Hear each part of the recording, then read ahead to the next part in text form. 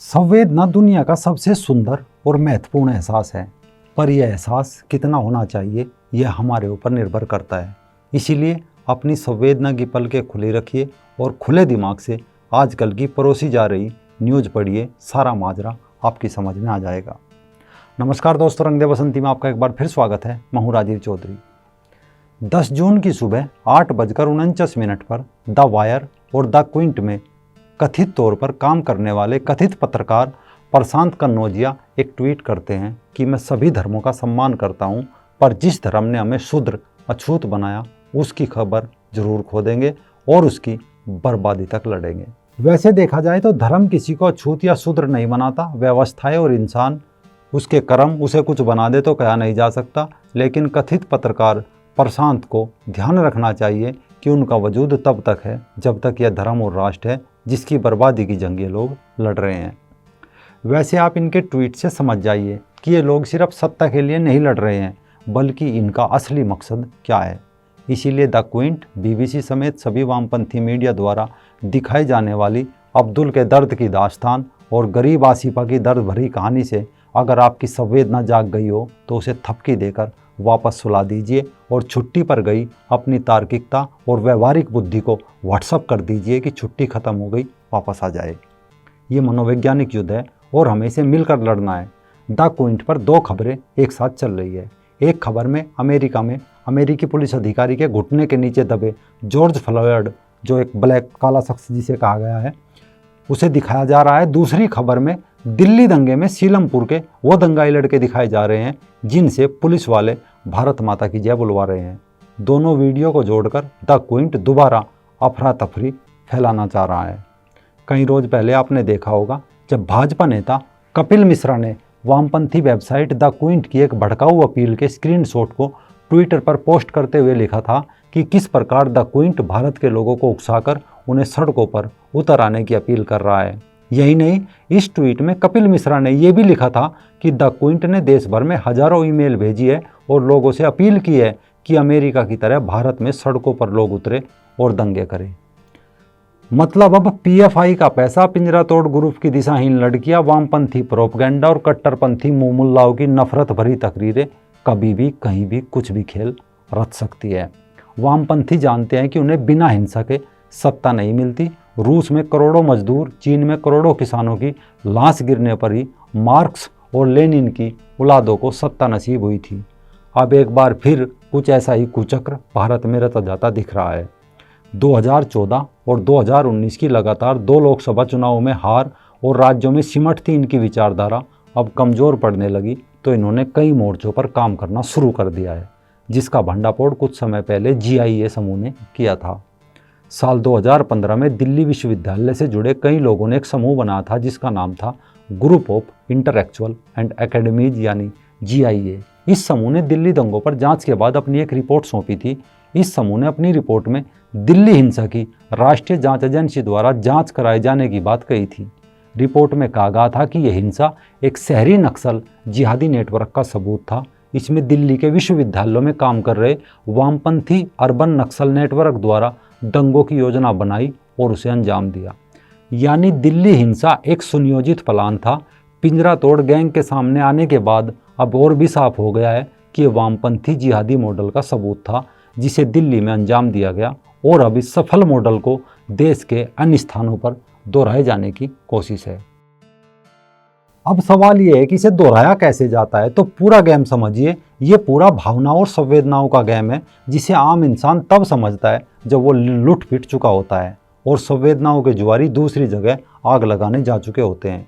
मसलन जो आज अमेरिका में हो रहा है उसकी स्क्रिप्ट अप्रैल में लिखनी शुरू हो गई थी, क्योंकि 9 अप्रैल 2020 को बीबीसी ने खबर दी कि अमेरिका में ज़्यादातर काले लोगों को क्यों हो रहा है कोरोना वायरस का संक्रमण।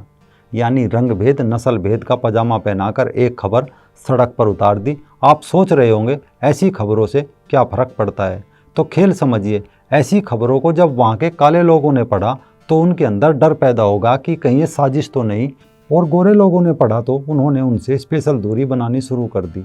नस्ल भेदी टिप्पणी बढ़नी स्वाभाविक थी और वो बढ़ी भी। नतीजा आज अमेरिका झुलस रहा है। बाकी का काम एंटिफा संगठन ने संभाल लिया, वरना आप सोचिए अमेरिका में दंगों के दौरान नाराए तकबीर, अल्लाह अकबर के नारे कहाँ से आए? मतलब नक्सल जिहादी नेटवर्क का सीधा हाथ वहाँ भी देखने को मिला।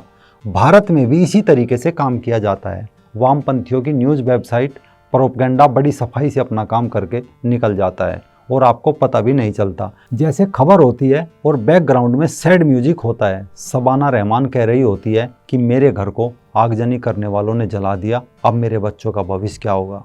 दूसरी खबर, घर से बूढ़े वालिद के लिए बिस्किट लेने निकले मासूम जाहिद को किसने मारा, और नमाज पढ़ने के लिए जा रहे अब्दुल पर हमला किसने किया। ऐसी अनेकों खबरें आपको इनके द्वारा दी गई हिंसा के बाद पढ़ने और सुनने को मिलेगी।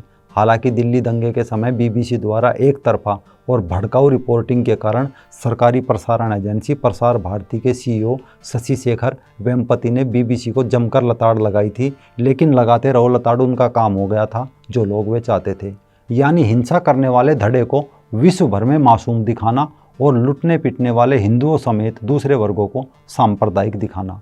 दिल्ली दंगे से पहले मीडिया का यह वर्ग सीएए के साथ राष्ट्र नागरिकता पंजीकरण का पुछल्ला लगाकर मुस्लिम समाज के मन में झूठा डर भरने में लगा हुआ था। हर दिन पहले से तीखे तेज कड़वे कसैले होते इस मीडिया के लिए दंगा पूरी घटना को एक खास रंग देने और मुस्लिम उत्पीड़न की कहानियां गढ़ने का मौका था। अखबारों के पन्ने, प्राइम टाइम की टीवी बहस, जहां इस्लामी प्रताड़ना से पलायन करने वालों के आंसुओं और सीएए के सकारात्मक पक्ष को कभी चर्चा के लायक नहीं समझा गया। बाद में वे सारे वामपंथी मीडिया मंच दंगों को सिर्फ हिंसक हिंदुओं का उत्पात बताने में साबित करने में जुट गए। केवल मीडिया ही नहीं, इनका एक पूरा समूह होता है। उस समूह में सबकी जिम्मेदारी तय होती है। पहला, राजनीतिक धड़ा। इनका काम होता है बयान देना।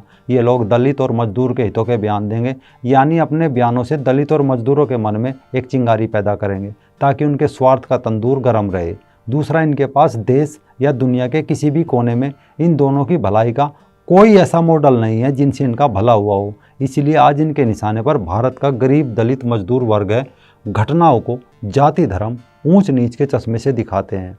हालांकि हाल ही में कई बार ऐसे मौके आए जब औरों का घर जलाकर हाथ सेकने वाले इन राजनीतिक महारथियों का झूठ मीडिया के सामने पकड़ा गया।